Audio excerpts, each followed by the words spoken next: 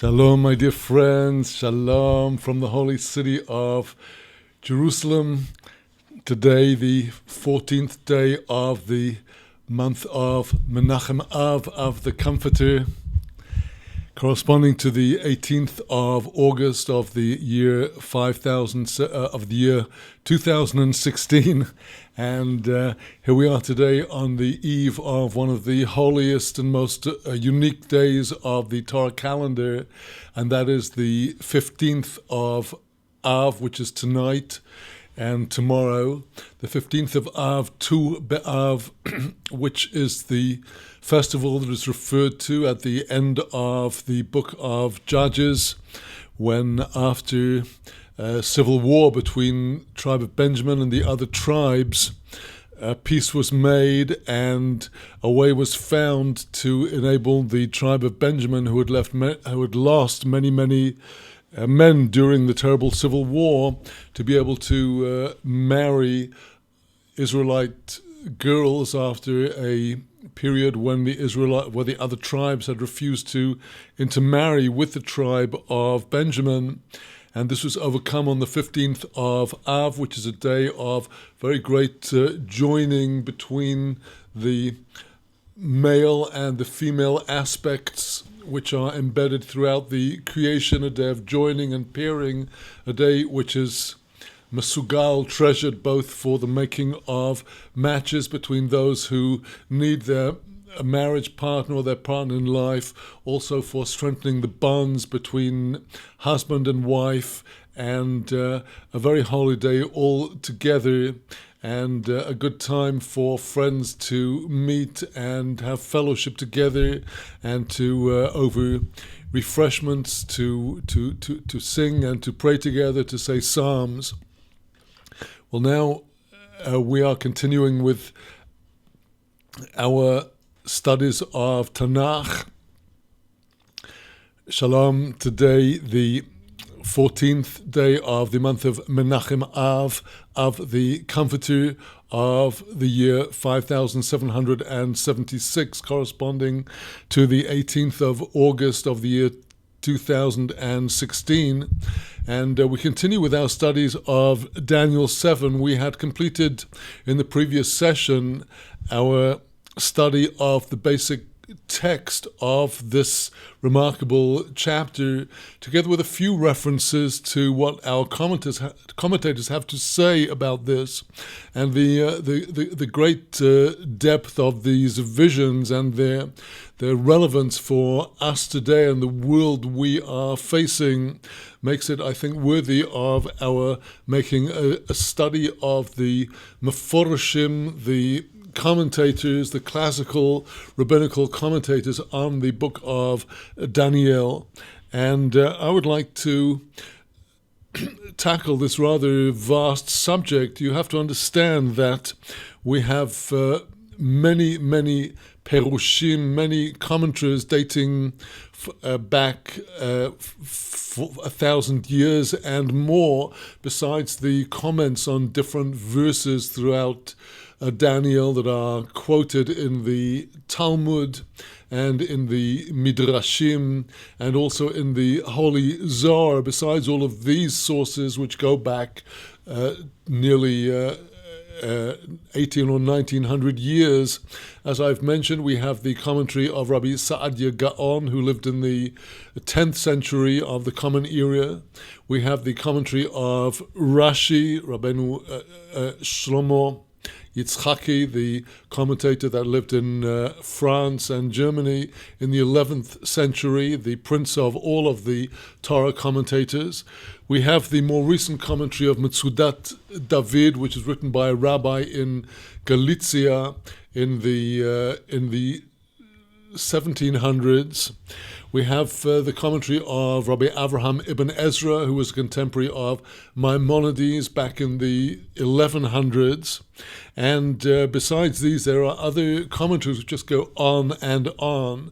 And as in all service of God, we have to make our own tzimtzum, we have to make our own contraction and put a limit on how far we're going to go. And I'm not going to look into all of the commentaries on every single verse, but to try to draw out some of the main points that are brought.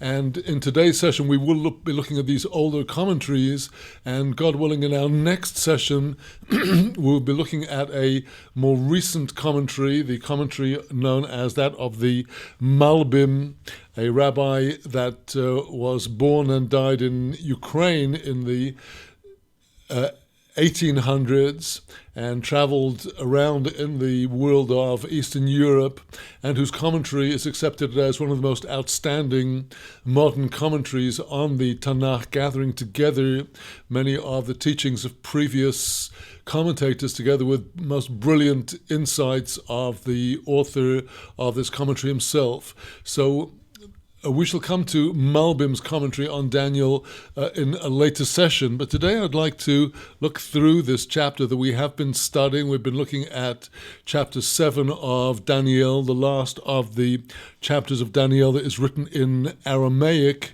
and one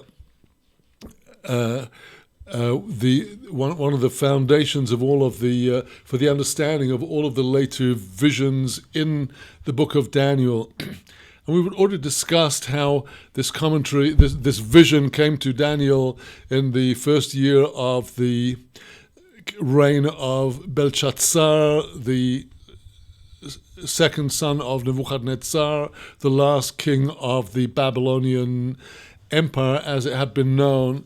And we have already discussed generally the meaning of these four beasts that were making war with in all directions over the Great Sea, these beasts who correspond to the four great empires, that of Babylon itself, which was about to fall, then the empire of the Medes and the Persians, third, the empire of the Greeks, and fourth, that of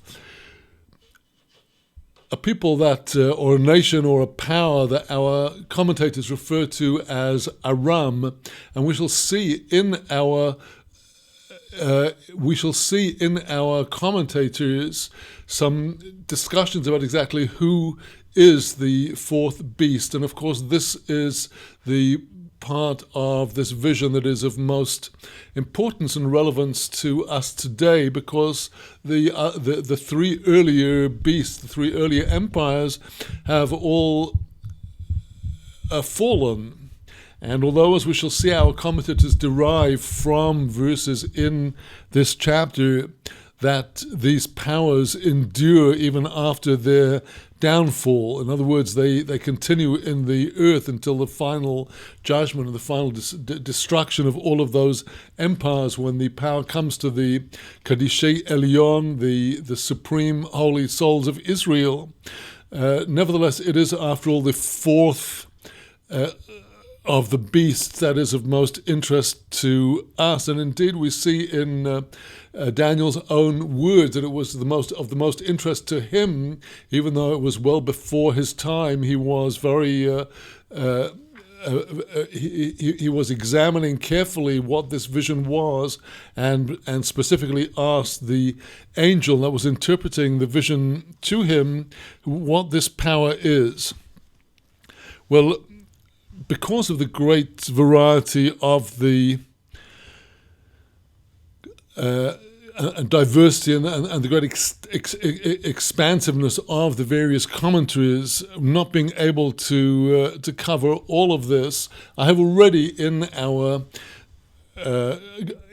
study of the Aramaic of the original vision tried to bring in roughly what the commentators are saying, but I'd specifically like now today to bring particularly from Rashi and Rabbi Saadia Gaon, with whose works Rashi was familiar, and with his line of thought he was familiar, touching also on Ibn Ezra today. And I'd like first to look at the commentary of Rabbeinu Saadia Gaon on verse 6 of the chapter. verse 6. I'd like to put the Hebrew before you on your screen, and this is the Hebrew of the Aramaic. This is not the Hebrew of the commentary. We see that the Hebrew of verse 6 tells us that after the second beast had arisen, that was the bear, the beast that looks like the bear, which our commentators have said refers to Media and Persia. Then came the third kingdom in verse 6, and verse 6 tells us that verse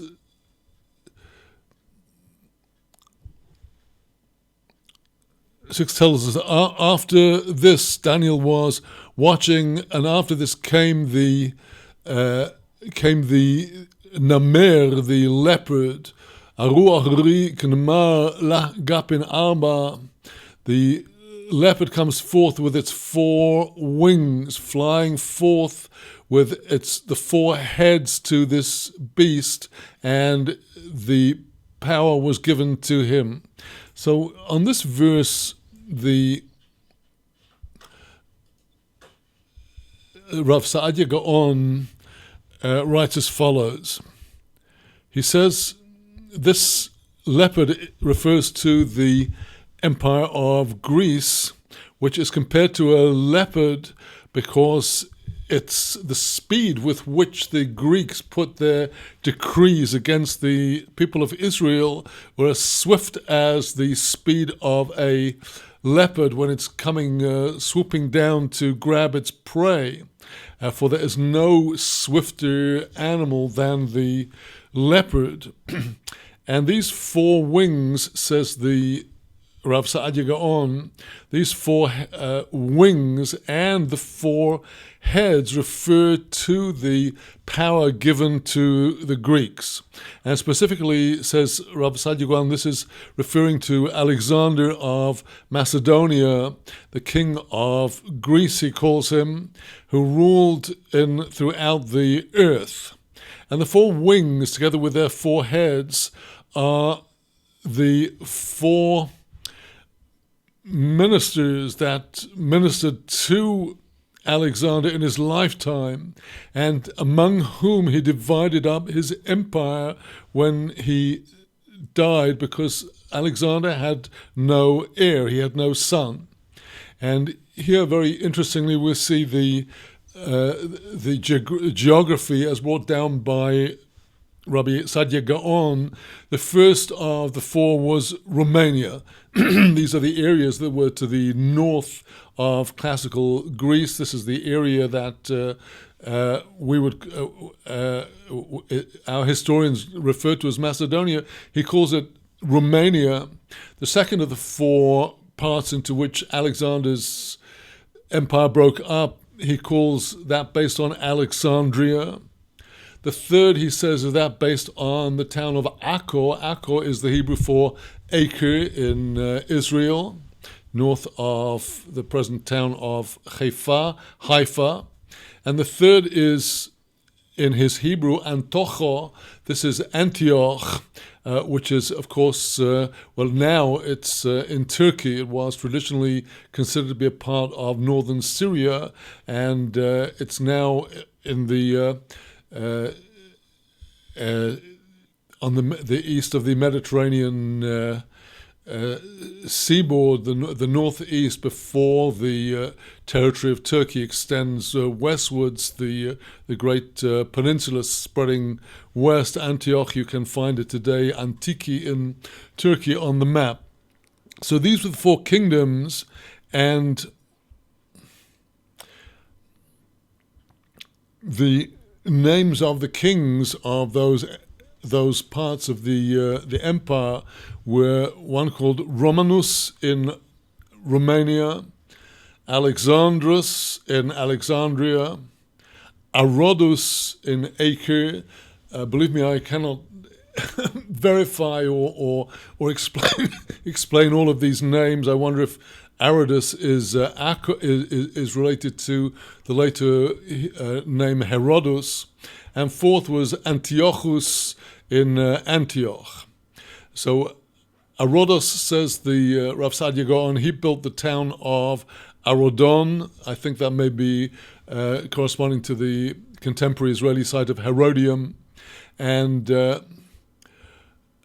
these, says Rav Sadia Gaon, concluding his commentary on the third beast, these all disappeared. And now we come to the really interesting stuff. The fourth beast, he says on verse 7.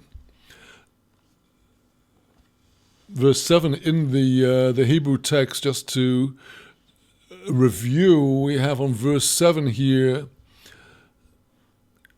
in that, after that, I was watching with the visions of the night, and here is the fourth beast, so terrifying, so fearsome, so powerful, with its teeth of iron, its many great teeth, eating and grinding, pulverizing, and then trampling everything with its feet. And this, as we saw, was different from all of the other beasts that Daniel saw. And we look into the writings of Rav Sadia Gaon here.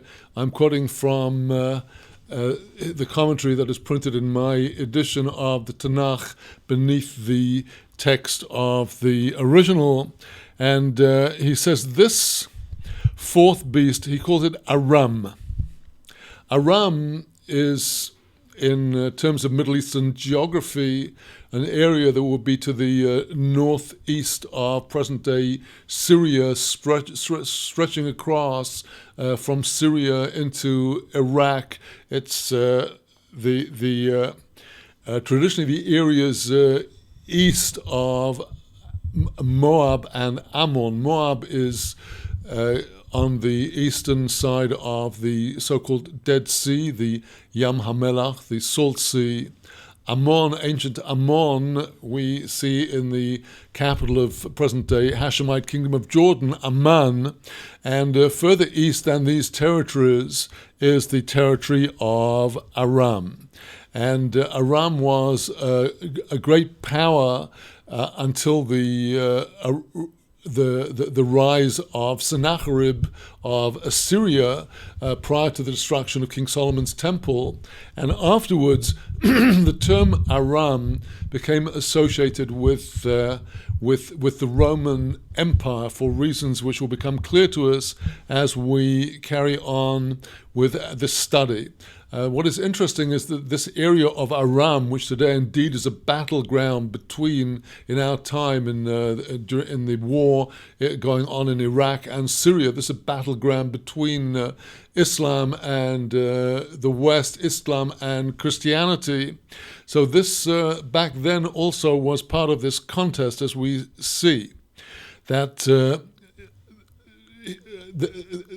Rav Sadia Gaon here in his commentary on verse 7 tells us that this Aram is the kingdom of it also includes the Malchut Ishmael, the empire of Ishmael. In other words, Rav Sadia Gaon, as I pointed out earlier, is saying that there is a bond between Edom, the tradition that came forth from Rome, which we normally look at as being the fourth exile. There's a link between Aram as representing Rome and the Ishmaelites. And this particularly focused in the city of Constantinople, present-day Istanbul, which is which was long a battleground between Rome and the Ishmaelites, Edom and the Ishmaelites. Constantine, the emperor of Rome, moved his capital to Constantinople, and it subsequently became the center of the Eastern Empire, and was subsequently, of course, conquered by the Muslims. So we already see here that Rav Sadia Gaon of 1,000 years ago was aware of this link between these two empires. And he tells us that there were 10 kingdoms represented by the 10 first horns, but then there arose the Ishmaelite king, who was one king, and all of them fell under his empire. And his rule extended to all of the other places. Now, Rav Sadia Gaon tells us on verse 7, the text of the verse tells us that this beast was eating and pulverizing. And he says, well, it was eating in the time of the first temple. Already the beginnings of this empire were present in the time of the first temple. The pulverization he refers to as the period of the second temple. And he says where the verse continues that it was trampling everything that was left under its feet, he says that refers to each and every generation throughout the long exile. In other words, right up to his time and up to our time.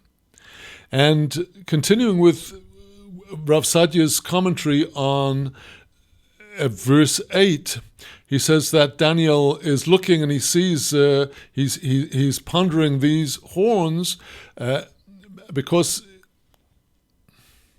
he said that each of these 10 horns, these 10 different kings, had their own kingdom under the overall kingdom of Aram. And then we see in the verse 8, that there's one small horn that is coming up and it rises among them. And Rav Sadia Gaon says, in my opinion, this is the Malchut Ishmael Sheba Arabiya. This is the kingdom of Ishmael in Arabia. It seems to me from the words of Rabbi Sadia Gaon here that he is referring to the rise of Islam, which of course starting in the 600s began its conquest and transformation into the mighty empire. And he tells us, Rav Sadia Gaon, continuing, 3 of these horns, these 3 horns mentioned in verse 8 that get uprooted from where they were. He says the 2 of these, he says, are 2 kings of Aram. Because he says the king of Ishmael took their lands and their empires. And after that, after the growing power of Ishmael coming from the kingdom of Arabia, he says that one of the 2 deposed kings was ruling still in Constantinople, and the other was ruling further to the west in the land of Ashkenaz and over all of Italy. So the land of Ashkenaz is Germany, and Italy, of course, is Italy. And here we're talking about the Western Roman Empire, which came under the rule of the so-called Holy Roman Empire, while Constantinople remained the center of the Eastern Roman Empire, the center of the Byzantine Orthodoxy, until its conquest by the Muslims later on. And he says that the 3rd horn, this is the referring to the empire of Persia and Elam, which also spoke the Persian language and includes the Magushim, and their head is a place called Yuzgadar, which still remains. And he says that these areas were areas that were taken by Ishmael, which I take it is the Arabian Empire, who ruled, and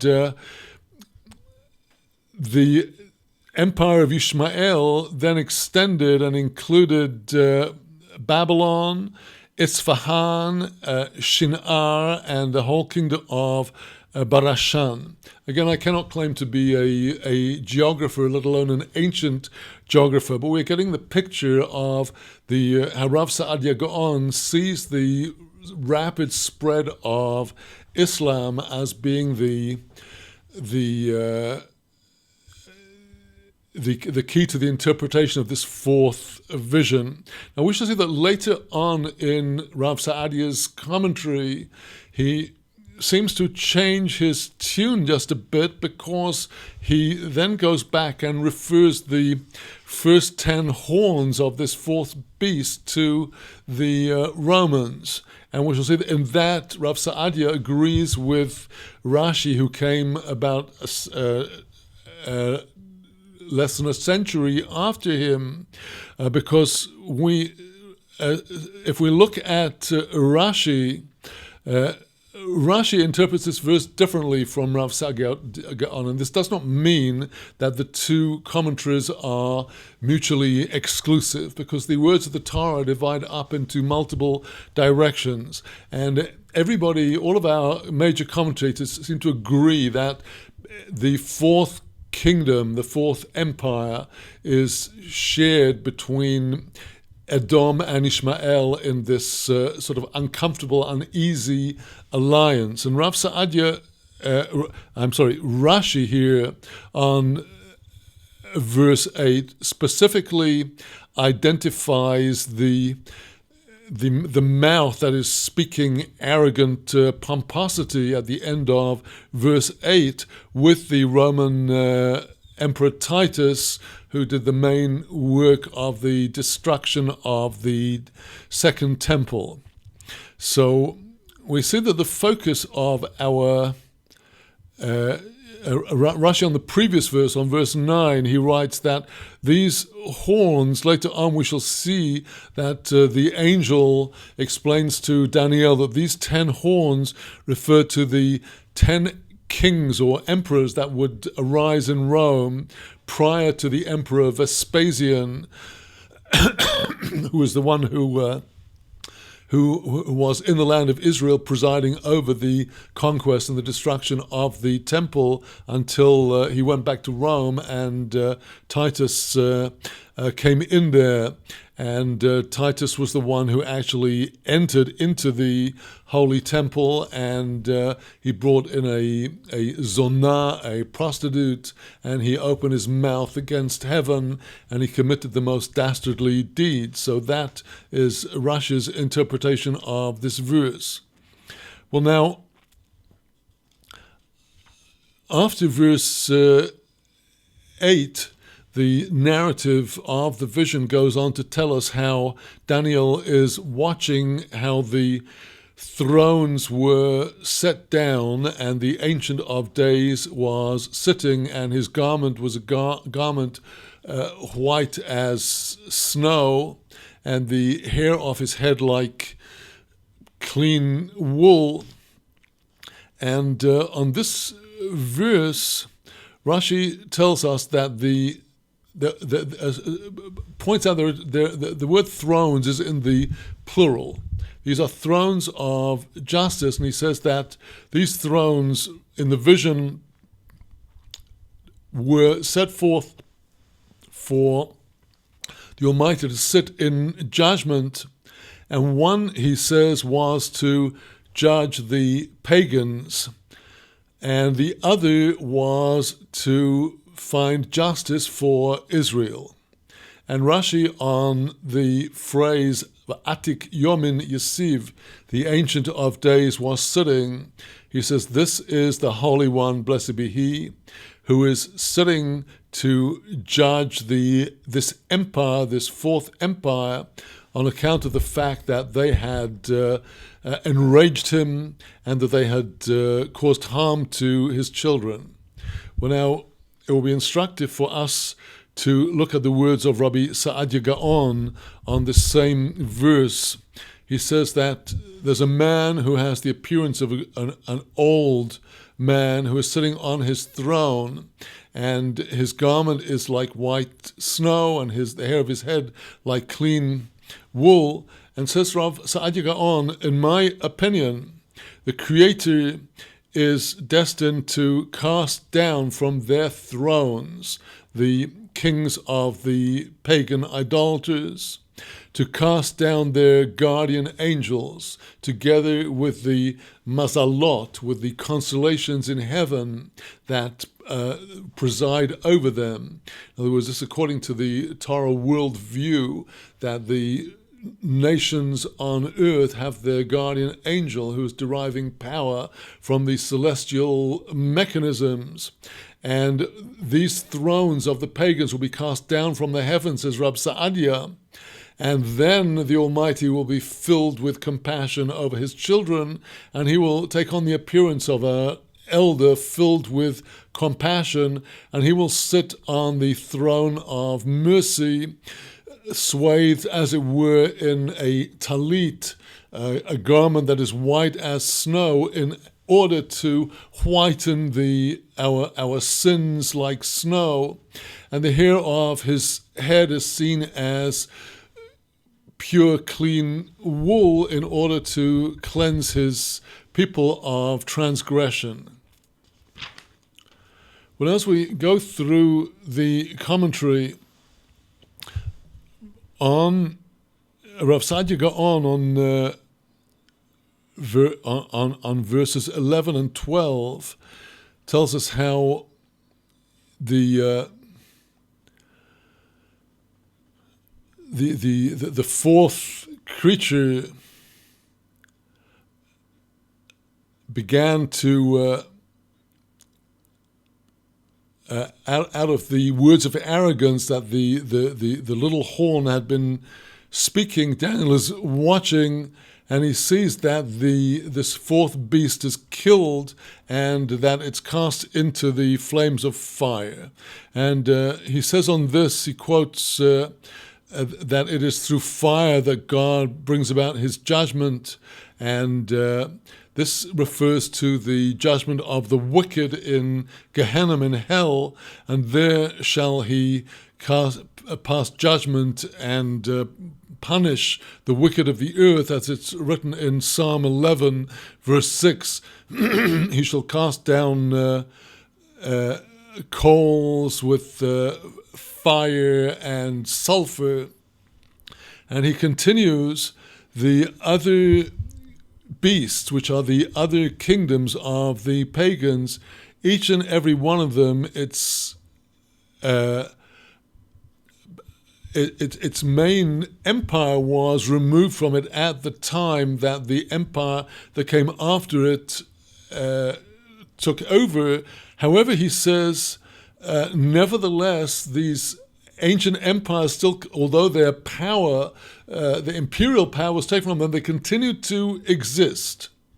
It's a very important point to understand that the residue of these ancient empires remains even until today, and will remain until the final redemption. And he says that they remain standing. Some of them remain until there comes the day at the end of days when their power will finally disappear. But some of them still remain until today. And as it writes that it writes in the text that God gave time to these creatures to exist until a specified time and season, a predetermined time and season. In other words, that they continue to exist. And he says that after they will cease to exist at the end of the kingdom of Ishmael.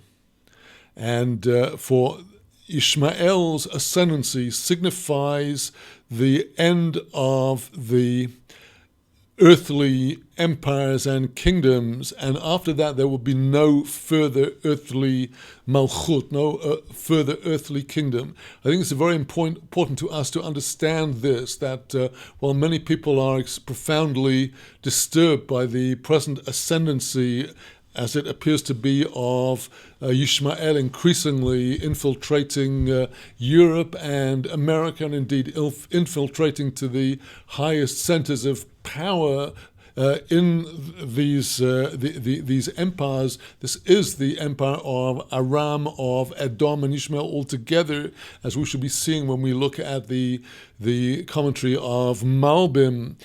So this is actually a sign that the power of the earthly terrestrial empires is shortly coming to an end, because this is precisely what we see now, that the Ishmaelites are gaining ascendancy. And Rav Saadia tells us on verse 13, I was looking, says Daniel, in the visions of the night, and there with the clouds of the heavens there was one who was like a Bar Enosh. Bar Enosh is the Aramaic expression for Ben Adam. Bar Enosh, the son of man. This is seemingly a human being, and he is descending and reaches to, descending from the heavens and reaching to Atik Yomin, to the Ancient of Days. Well, here's what Rav Saadia Gaon has to say about this.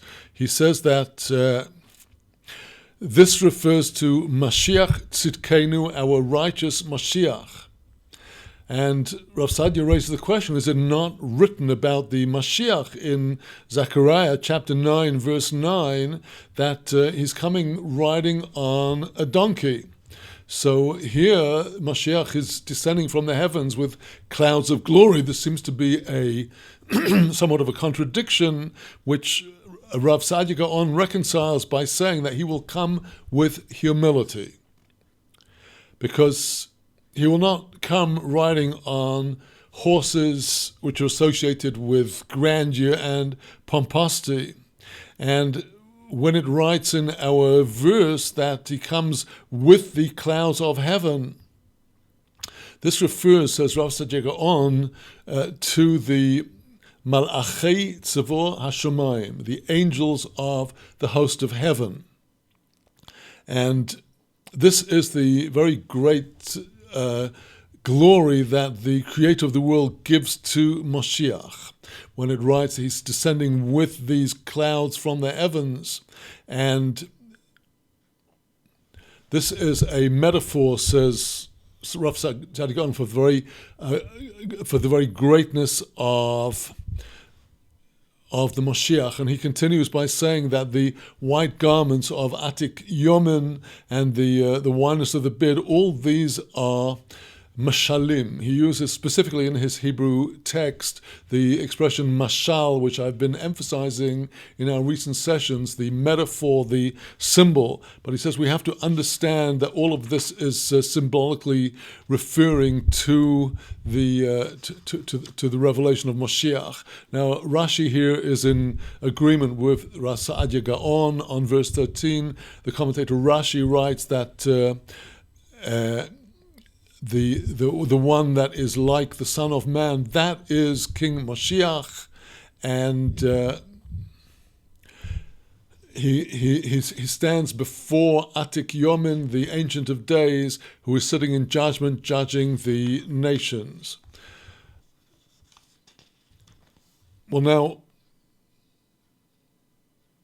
the later commentator Ibn Ezra, who was living about 200 years, 2 centuries after Rav Saadia Gaon, he was from his commentary, he was familiar with the commentary of Rav Saadia Gaon and takes issue with him on a number of points, but he has these interesting and important observations to make in Ibn Ezra's commentary on verses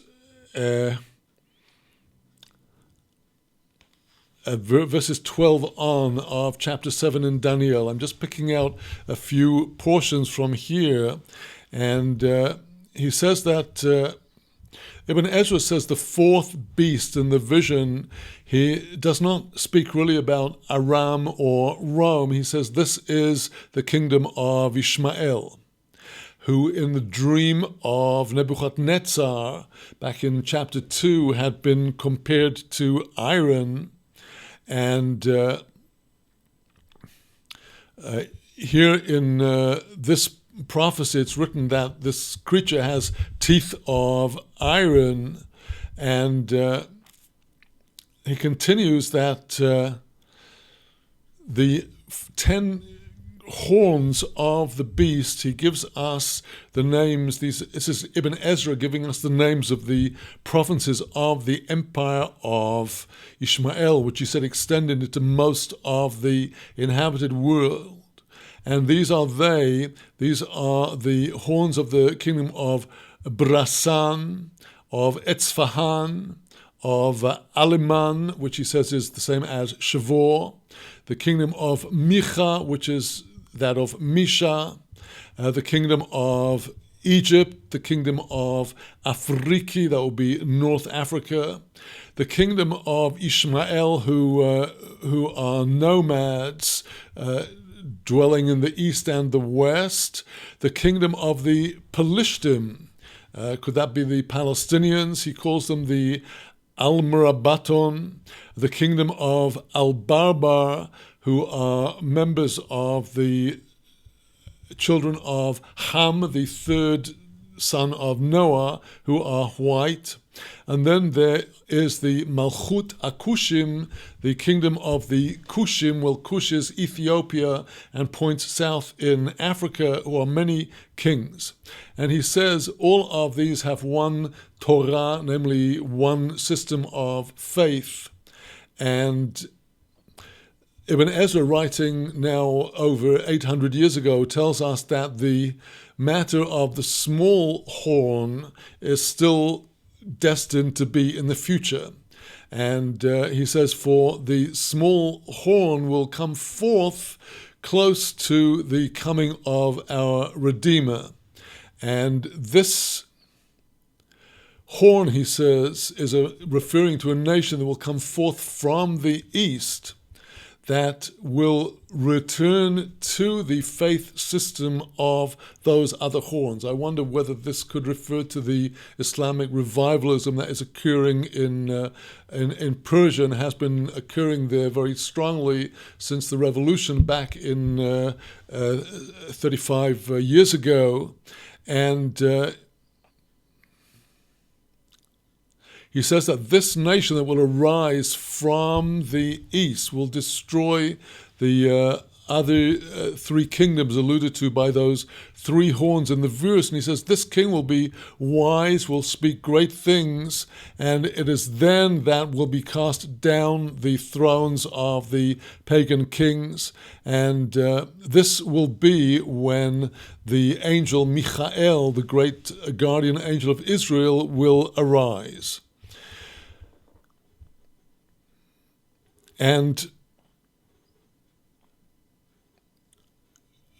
a little further in the same comment, Ibn Ezra tells us that the destruction of this fourth beast refers to the coming destruction of the empire of Ishmael in one moment, in a very short time, and all of the other beasts will also disappear, because the other beasts, their empires, says Ibn Ezra, passed away, but their bodies remained.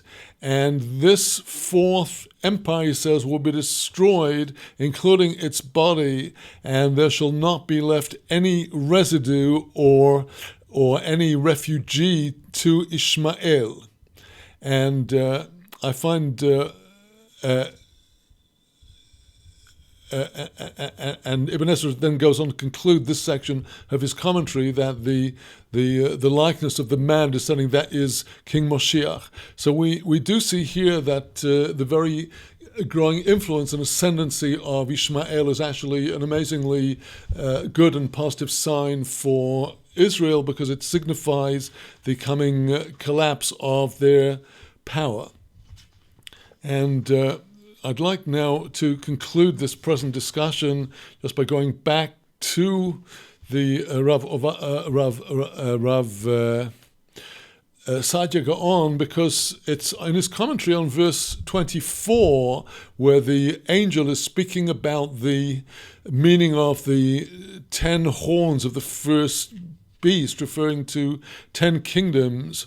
Here it seems as though Rav Saadia is somewhat changing his explanation from what went before, because here he says in verse 24 that these 10 horns that will arise, that are the 10 kings that will arise from this empire, and afterwards, after them, there shall arise this cruel king, and that, he says, is Titus, the Roman emperor Titus, who will be destroying the temple. And Titus was stronger than the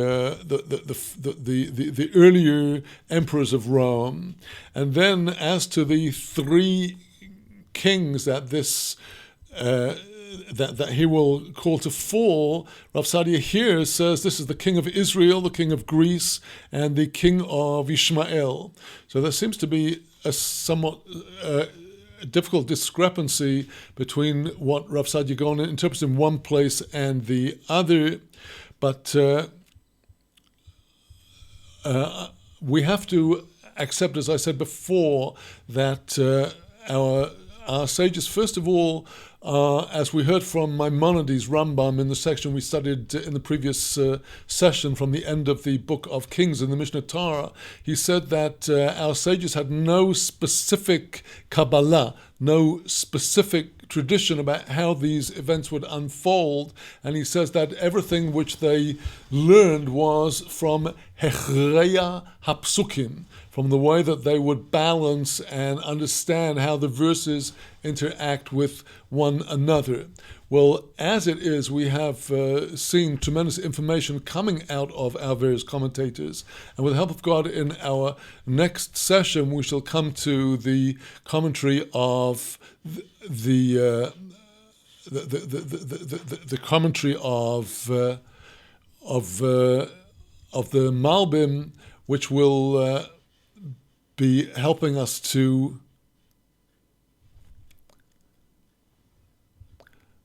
understand much more about this teaching as it refers to us. So that with that, we shall now continue. We shall now conclude our present session on Daniel.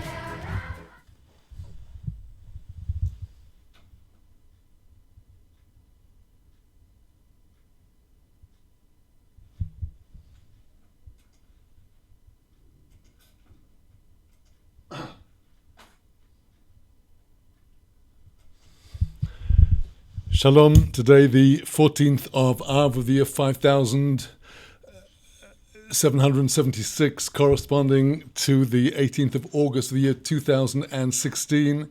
And we now continue with our study of the tractate of Sanhedrin, chapter 7, where we are going to enter now into a rapid survey of all of the different transgressions across the Torah that carry the different death penalties.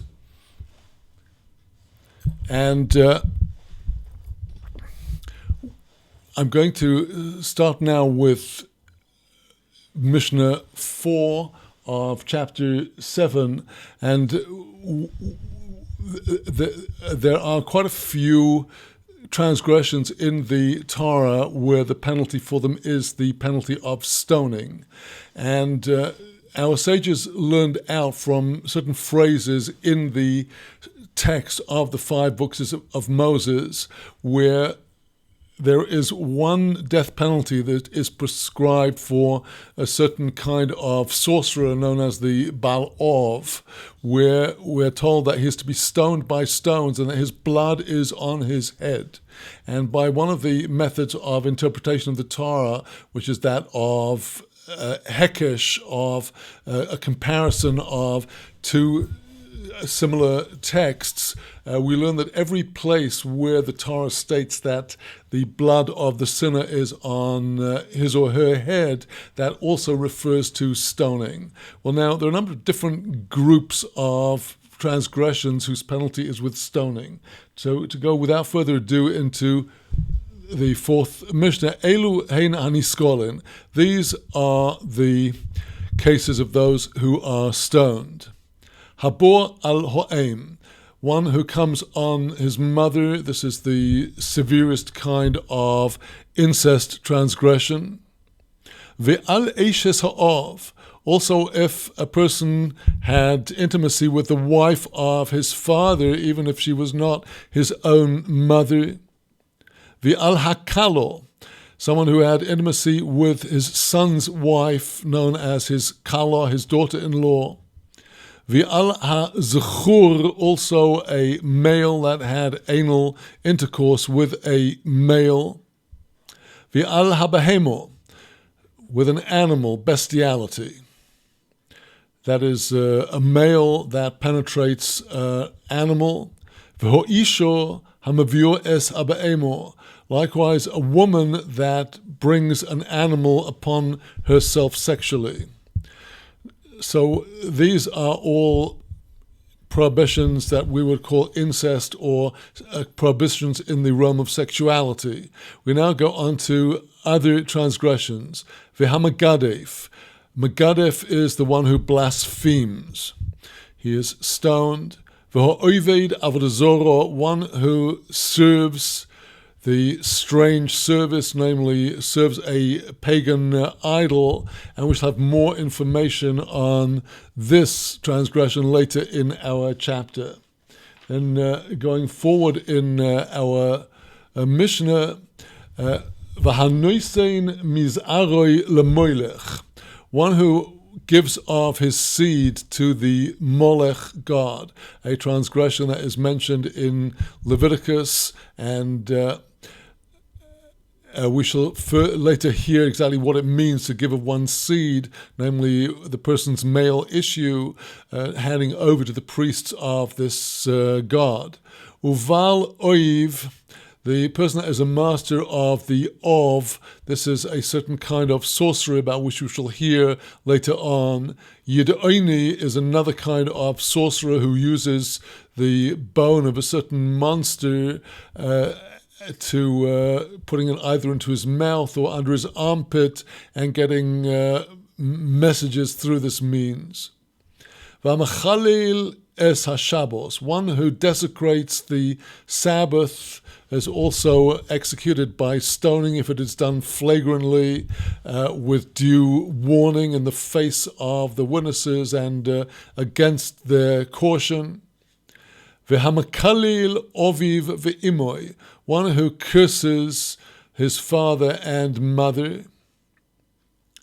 V'habor al naro amoiroso, one who came upon a maiden that was betrothed. This is spoken about in the portion of Kiseitse in Deuteronomy, where a girl between the specific ages of 12 and 12 and a half, which is the definition of a naro, a maiden, ha'ma'oroso, that is engaged or betrothed, one who has intercourse with her besides her betrothed husband, will be liable to the penalty of stoning for this very severe transgression. Next, back to idolatry, v'hamesis, one who tries to work on somebody else to get them to follow him into idolatrous worship. V'hamediach, one who turns aside a whole city. We shall be hearing later about the Ir Hanidachas, the city that is turned aside to idolatry by two people who come along and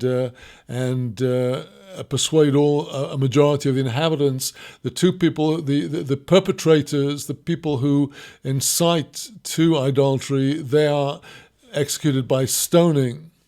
The hamachashef. A machashef is the male form of the Hebrew word machashefah, which is translated as a witch. So this would be a wizard or a sorcerer.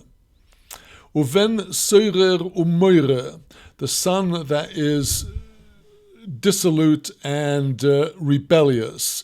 This is the son mentioned at the beginning of the portion of Kiseitse, who goes off drinking and eating huge amounts of meat. We shall hear more about that later in this tractate.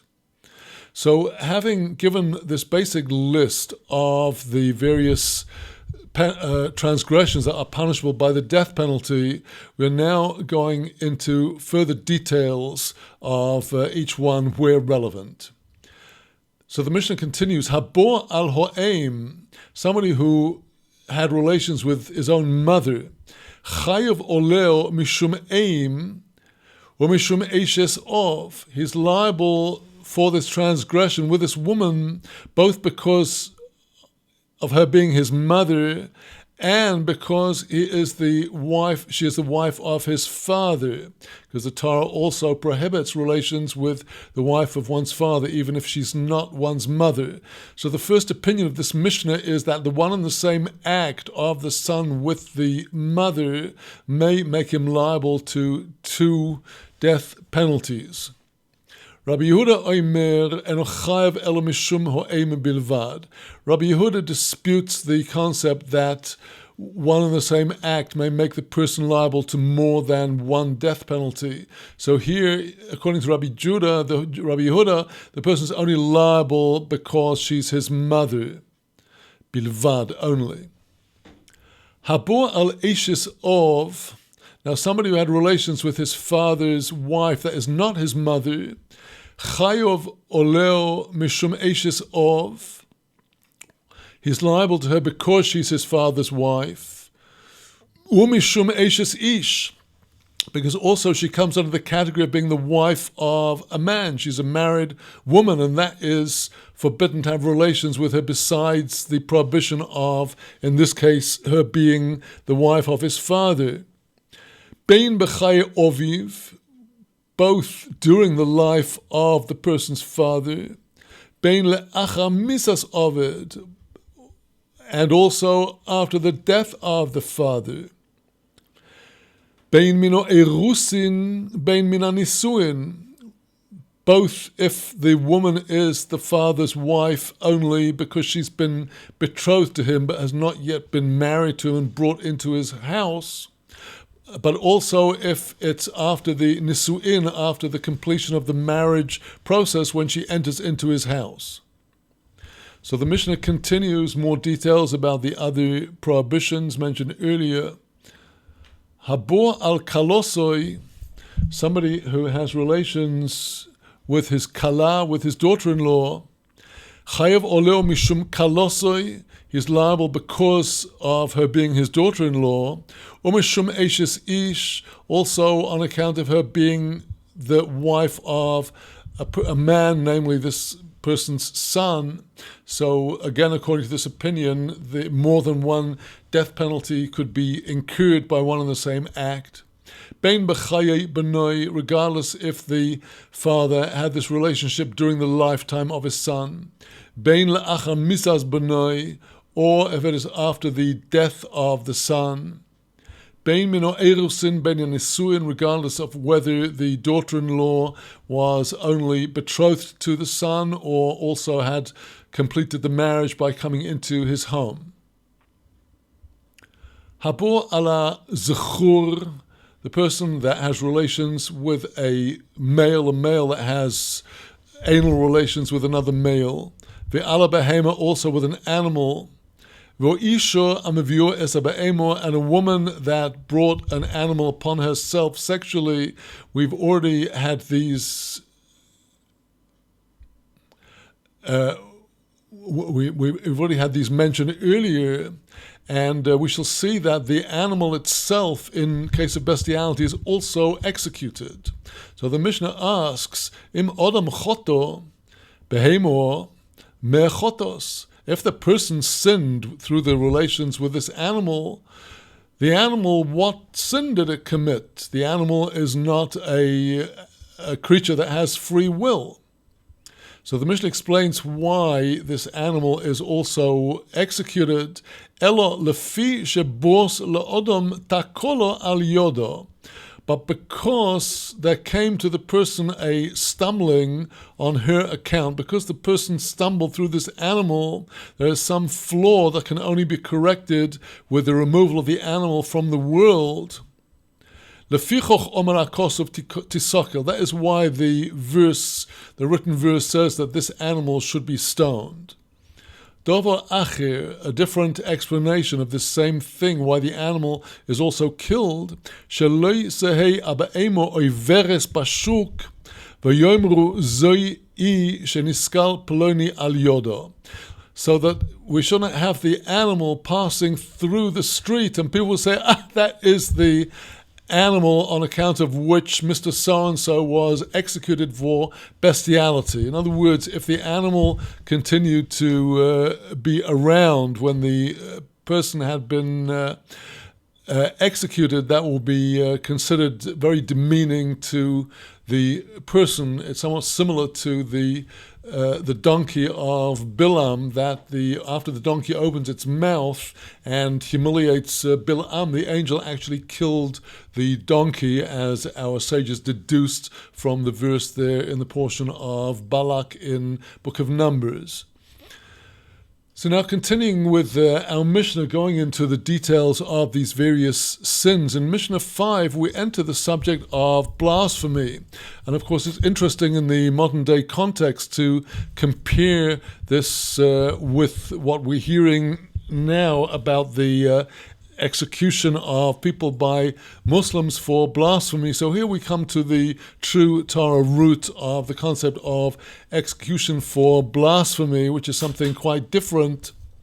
Hamagadef, the blasphemer, eno chayov, he is not liable ad sheforesh es Hashem, until he specifies out the holy name of God on his mouth. All of this is learned from the case of the Megadef, the blasphemer, in the Torah, in the portion of Emor, towards the end of the book of Leviticus, the third from last portion of Leviticus, towards the end, when in the wilderness a man was cursing the name of God. Noikiv Shem Hashem. He was spelling out the name. He was specifying the name. It's only when the person curses God, invoking the name of God to curse God.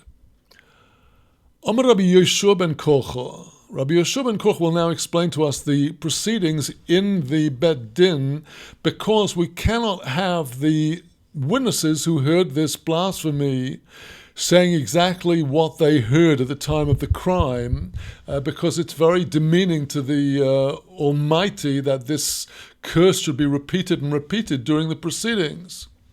So Rabbi Yeshua ben Korcha tells us, B'chol yoim donin es ha'edim b'chinui.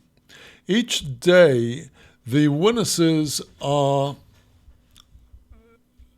passing judgment there. In other words, when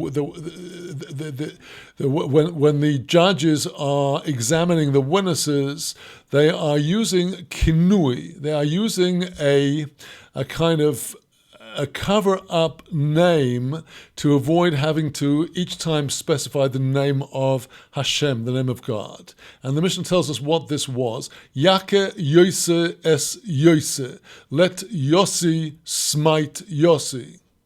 The choice of the name Yossi in this proceedings was, according to the Rav of Bartanura, Rabbi Ovadia Bartanura's commentary, he says because the name Yossi actually has the same gematria, the same numerical value of its letters, which is 86, as the name of Elokim, one of the two main names of God in the Torah. Yossi, Yud, Vov, Samach, Yud, that is 10 plus 6 plus 60 plus 10, 86, the same as the gematria, the numerical values of the letters of Elokim.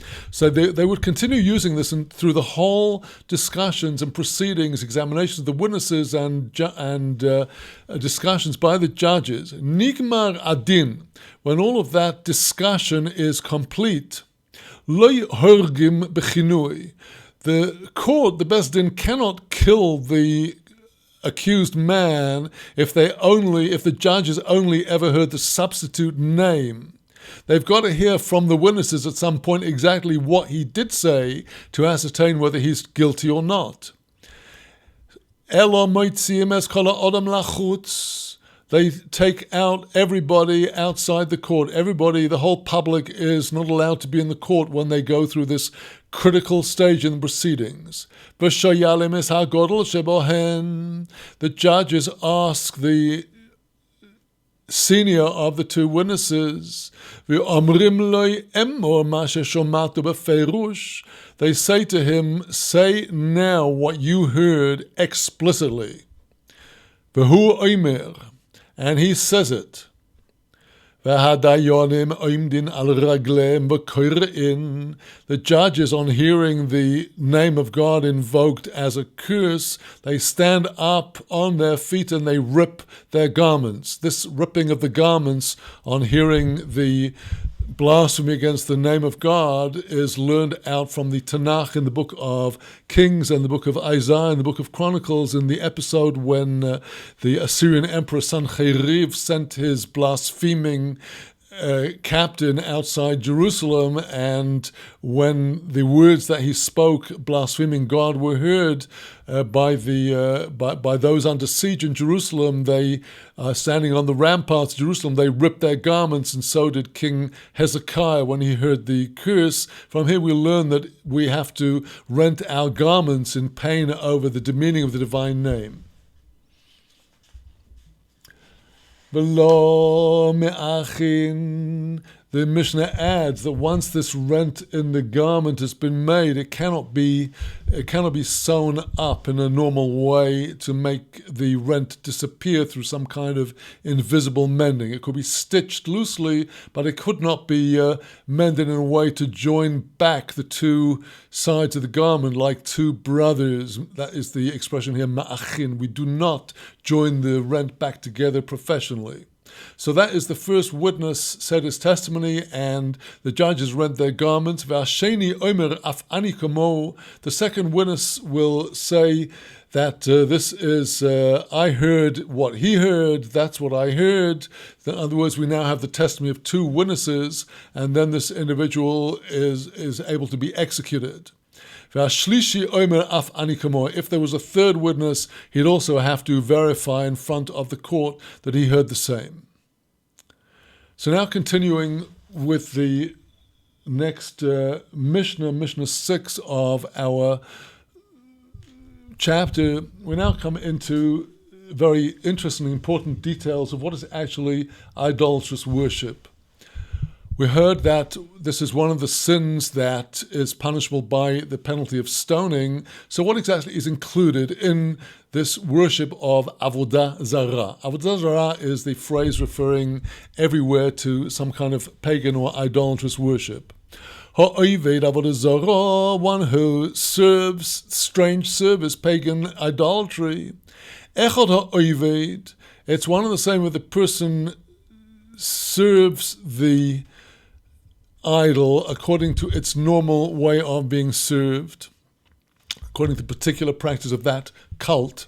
V'echod azoveach, likewise, if the person sacrificed, just as sacrifice in the Holy Temple to the Almighty is an act of service, so if the person sacrificed an animal to this idol, even if it was not that animal's standard way of service, but if the Israelite sacrificed an animal according to the way it was sacrificed in the temple, that would also count as idolatry if it was sacrificed to the idol. V'echod makater, likewise, if the Israelite burned the limbs of the offering as the limbs of a temple sacrifice were burned.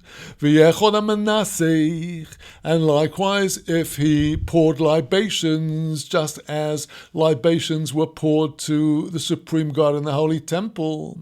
V'echod mishtachaveh, and likewise, if he bowed down to the idol. In other words, our Mishnah specifies the four main acts of service of the priests in the holy temple and tells us that if they were practiced for the sake of idolatry, they would be punishable by stoning. V'echod amakabloi olov lo elah. Likewise, if the individual accepted this idol upon himself as a god. V'ha'omer loi Keli ato, likewise, if he said to this idol, "You are my God," all of these are punishable by the penalty of stoning. But there are other acts that we might think of as acts of service that are not punishable by stoning because their prohibition in the Torah comes out of other verses that do not speak about the penalty of stoning. Avola magapev, but one who were to hug the form of the idol. V'hamanashek, one who kisses the idol. V'hamachabed, one who sweeps the chamber where the idol is located. V'hamarbitz, or if he washes down the floor of the temple of the idol. V'hamarchitz, if he washes the idol. V'hasoch, if he anoints the idol.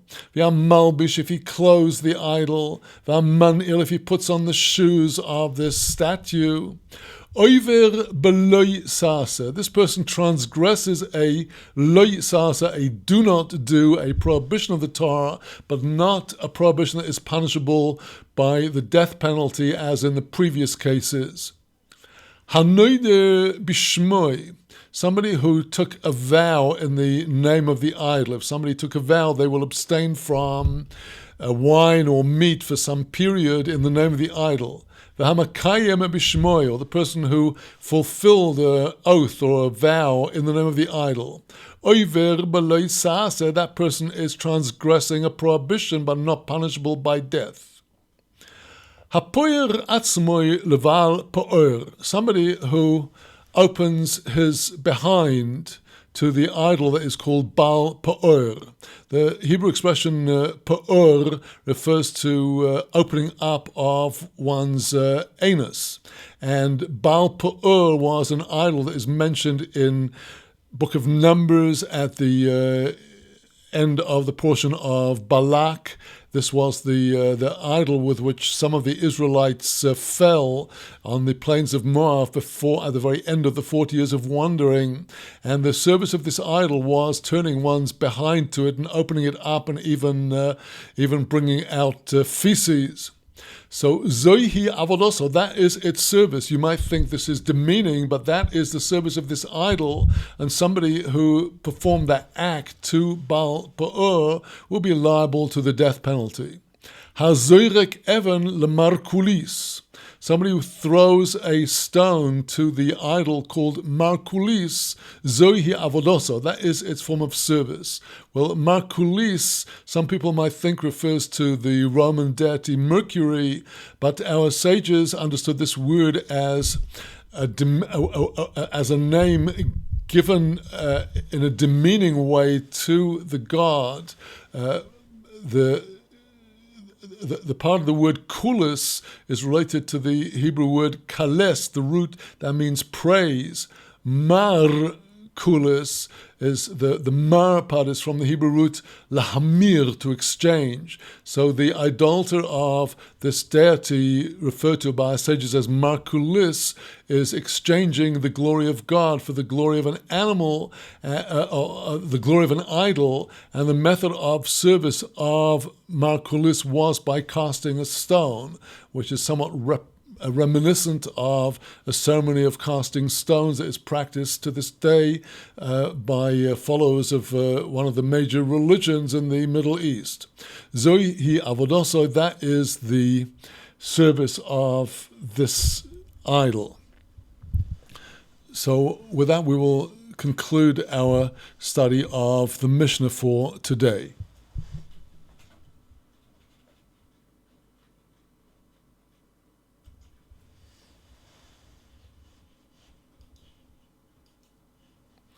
So my friends, we've come near to the end of our studies for today. We went a bit over time with our investigation of Daniel and with the Mishnah, leaving very little time now for a few words to gain inspiration for the coming days. I want to emphasize that tonight and tomorrow, the 15th of the month of Av, and this coming Shabbat, the Shabbat of the portion of Va'eschanan, the second portion of the book of Deuteronomy, this is one of the true climaxes of the Torah year. The portion of Va'etchanan contains the scriptural verses of the Shema, declaration of faith that we make every day, twice a day, in the morning and the evening. Hear Israel, Hashem our God, Hashem is one. It also contains the second version of the Ten Commandments. And it's very interesting to note that the first version of the Ten Commandments in the book of Exodus in chapters 19 and 20 is read 6 months earlier in the month of Shevat. This year it's 7 months earlier because we had a leap year, but the regular Torah year is divided into two halves. The months from Nisan in the spring all the way through to the end of Elul in the early autumn, and the months of the winter from Tishrei until in the autumn until the month of Adar in the spring. And the two 6-month periods are parallel to one another. And the 5th month of the summer months is the month of Av. The 5th month of the winter months is the month of Shevat. And in both Av and Shevat, we read in the Torah the Ten Commandments. And this points to the greatness of this particular time of the year, which is a time for opening ourselves to receiving afresh the Torah. This Shabbat is literally a receiving of the Torah. If we're able to be in the synagogue and hear the Torah being read, we should be hearing the words coming forth from the mouth of the Baal Korah, the reader of the Torah, as if we are hearing them from Sinai. And this is a time to once again open ourselves to the receiving of the Torah, the receiving of the divine spirit within us. And just like on the 15th of Shevat, we have the amazing and beautiful festival of the New Year of the tree, which is the tree of the souls, which we celebrate by eating many fruits. So we have the hidden festival of the 15th of Av, which many people confusingly think of as a kind of Jewish Valentine's Day. Well, it's much, much deeper than that. It is only a day for the joining of the male and the female aspects of the creation. And this includes the joining of Kuchbrichu, the Holy One, blessed be He, with His Shekhinah, His indwelling presence, which is shining through the souls of Israel face to face. Well, the 15th of Av, tonight and tomorrow, is considered to be a day that possesses the same holiness as that of the Day of Atonement of Yom Kippur, even though we're not required to fast on the 15th of Av. Those who are willing to open themselves to the spiritual influence of this day will be able to receive this exalted spirituality. And this is a preparation for the coming 6 weeks leading up to Rosh Hashanah on the night of Sunday night, 2nd of October, just 6 weeks from now, which will be the first evening of Rosh Hashanah, the new year. So we're now in a period of building ourselves steadily to new levels of devotion and attachment to the Creator of the world. And if we will open ourselves to the days of the Torah calendar, each one with its own unique gifts to us, we will be able to receive great holiness and great spirit. And this spreads from tonight, the 15th of Av, into the coming Shabbat of Va'etchanan, which is also called Shabbos Nachamu, the Shabbat of comfort after the pain in the morning over the destruction of Tisha B'Av. We now come to the season of comfort, which we open up with our reading of chapter 40 of Isaiah, comfort you, my people. So let me wish you, my dear friends, Shabbat Shalom U'Vorach, a good and a blessed Shabbat, a truly meaningful celebration of the 15th of Av tonight and tomorrow. Shalom from the holy city of Yerushalayim.